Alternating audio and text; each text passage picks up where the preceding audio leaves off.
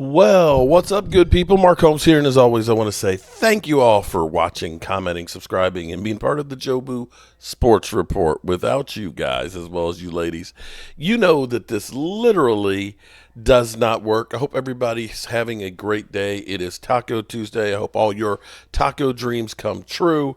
I got some stuff I had to take care of down here at the Red Brick House.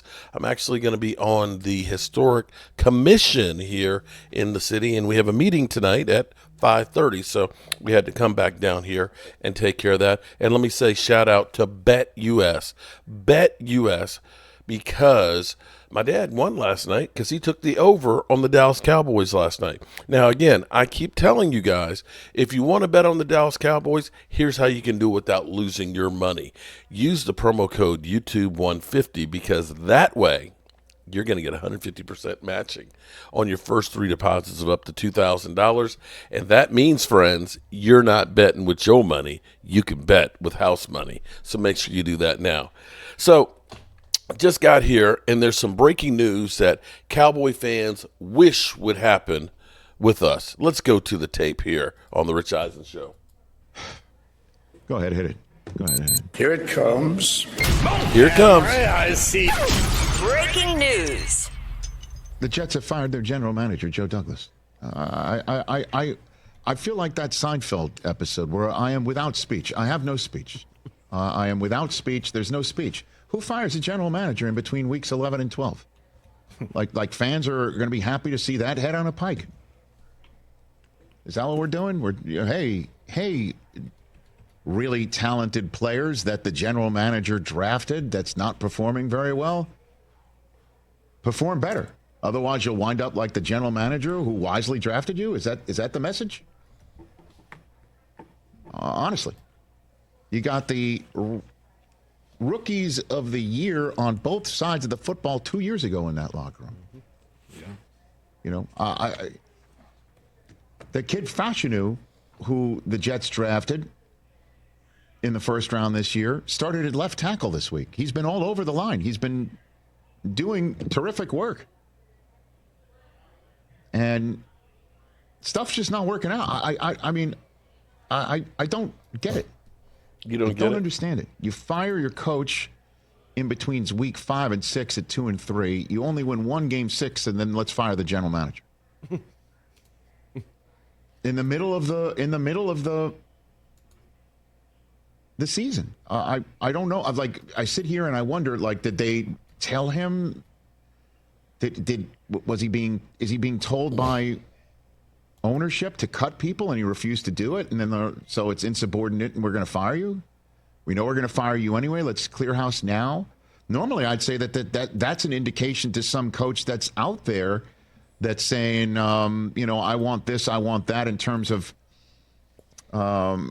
shopping for groceries. So you fire the grocery shopper now to send an indication that that's the case. And the only guy that you would make such a statement for is Bill Belichick.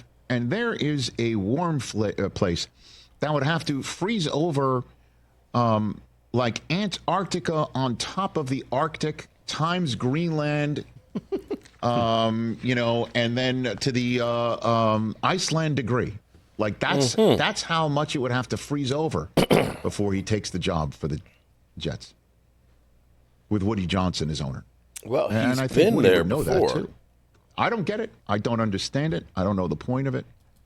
So here's where, if you're a Cowboy fan, you hope, you wish, you pray that Jerry Jones would fall on the sword. You know, at this point, I'm so sick. I listened to Jerry Jones after the game last night, and he talked about what happened with the roof and, don't worry about the roof. When Jerry Jones now says, don't worry about the roof, there's no safety issues, do you believe him? Do you honestly believe him? Do you say, oh, well, Jerry said it's safe, so let me go ahead and go out on that field? Okay. Well, Jerry Jones also said we're all in, too. We're all in. Right. We're all in the dumpster. We're all in the garbage. We're all in the shit. That's the only all in I see. Be that as it may, I ended up listening to him on 105 The Fan. I copied it this morning before I left to come down here, and putting it, out there just to listen, to see, is there anything different than what's going on? Will there be any tough questions? Of course not. 105.3 The Fan is basically, it's like they don't even care anymore. It's like they don't even care. I'm curious to hear what Micah Parsons has to say tonight on his podcast and stuff. But again, doesn't matter. I see Diggs and CD, they're out there partying right after the game last night. So, those guys are good. I never understood that, because for me, when I lose, that shit hurts, man. Last thing I want to do is go party. But, then again, maybe they're going to drink their troubles away. I don't know. It's just bad all the way around. But the only thing I really want to hear from Jerry Jones is at least apologize for just come clean. Just come clean and say, you know what? We screwed up. We screwed up. We thought that we knew what we were doing for the last 30 years. We did. We thought we were the smartest guys in the room. We thought we could, excuse me, I thought we could run this thing like a family organization and keep everything close the way I did with all my businesses, which worked great for me. That maybe I'm trying to do too many different things with, the Grand Prix and boxing at AT&T and building the Taj Mahal here at AT&T, that maybe I have just tried to do too many things instead of focusing in on what's important, and that is creating a championship team for the last 30 years. I screwed up when I fired Jimmy Johnson, and thought that I could do it myself. I screwed up. And here's what I'm going to do about it. I have made mistakes, but I am going to rectify them by stepping away from being the general manager. And I don't and to make it even better, my son will be the owner of the Cowboys when I'm no longer able to, but we're going to have football people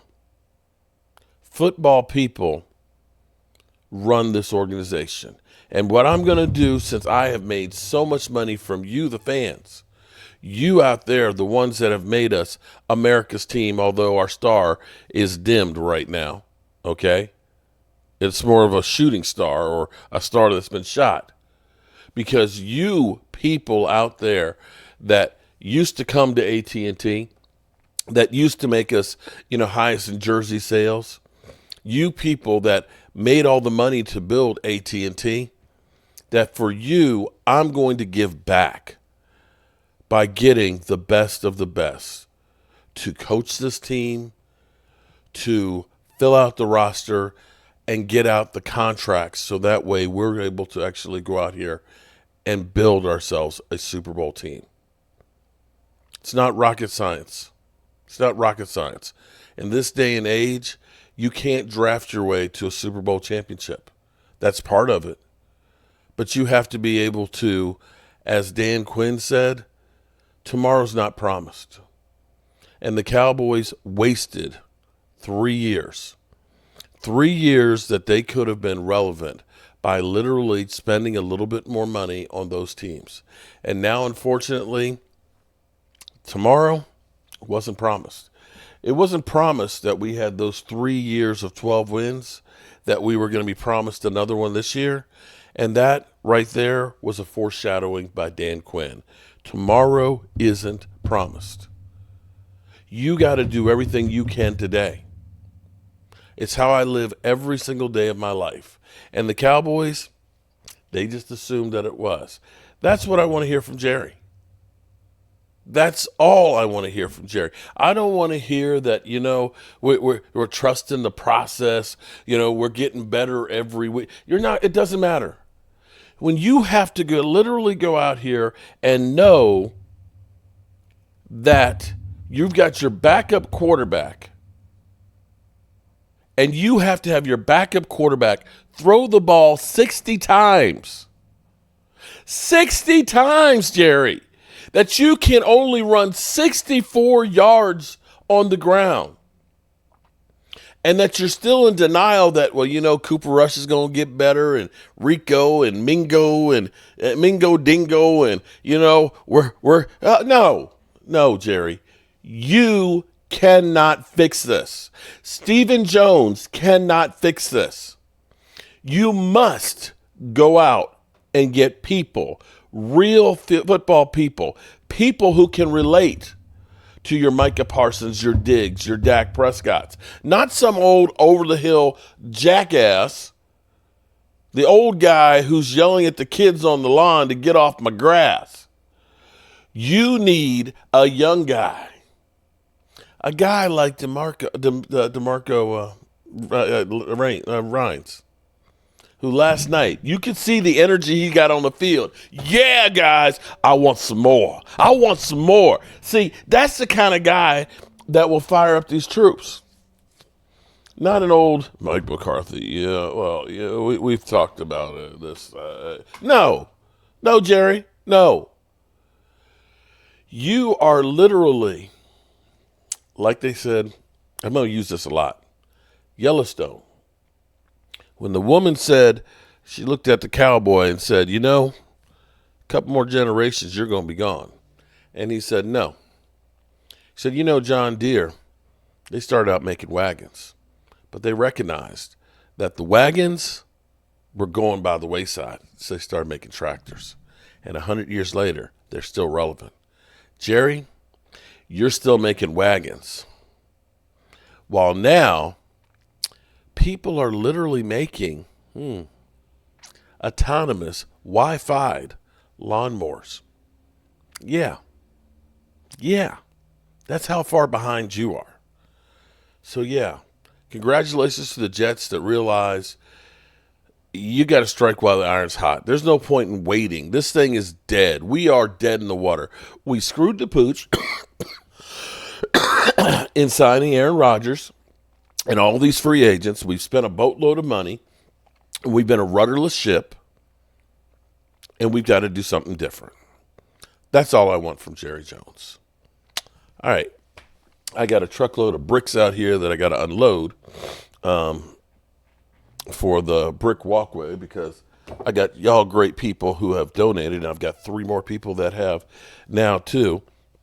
I actually stopped off at the DHR, the Department of Historic Resources, and introduced myself and starting the process of getting this house registered. So there we go. I'm trying to find some other things to do to fill in my time because the Cowboys just ain't doing it for me anymore. Peace out. And Eagle fans, shut the fuck up.